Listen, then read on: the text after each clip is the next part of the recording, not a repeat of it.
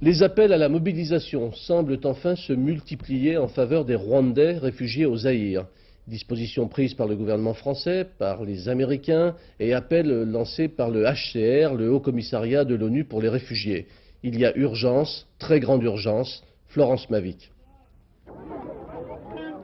Des silhouettes fantomatiques noyées dans les brumes, recroquevillés au bord des chemins ou errant à la recherche de nourriture, ces millions de réfugiés ont passé les portes de l'enfer. Et si la mort les a épargnés pendant les massacres, elle les retrouve ici. Dysenterie, famine, épuisement, choléra. Selon MSF, l'épidémie naissante a déjà tué 800 personnes dans la seule journée d'hier. Les médecins ont le plus grand mal à se frayer un chemin parmi les cadavres. Aucune organisation humanitaire n'a la capacité logistique de les évacuer ou de les enterrer décemment. Et parmi les équipes de secours, on n'arrive toujours pas à croire que pareil drame ait pu arriver si vite. C'est incroyable, c'est vraiment dur. Mais on continue. Une goutte d'humanitaire dans cet océan de détresse.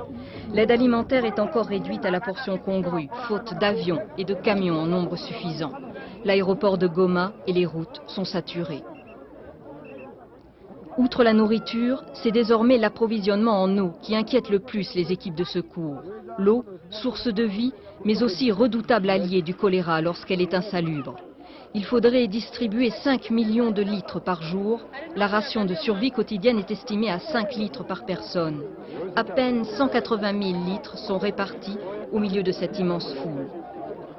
De l'eau, il y en a pourtant, dans le lac Kivu, proche de Goma. Les réfugiés s'y rendent, mais savent-ils que si cette eau n'est pas traitée, elle devient un poison mortel? Médecins sans frontières souhaitent aménager rapidement des centres nutritionnels intensifs. Plusieurs repas quotidiens seraient distribués, mais impossible de nourrir et donc de sauver tout le monde. Le cauchemar ne prendra fin que si les Rwandais regagnent leur pays. Les nouveaux dirigeants leur promettent qu'ils vivront en sécurité.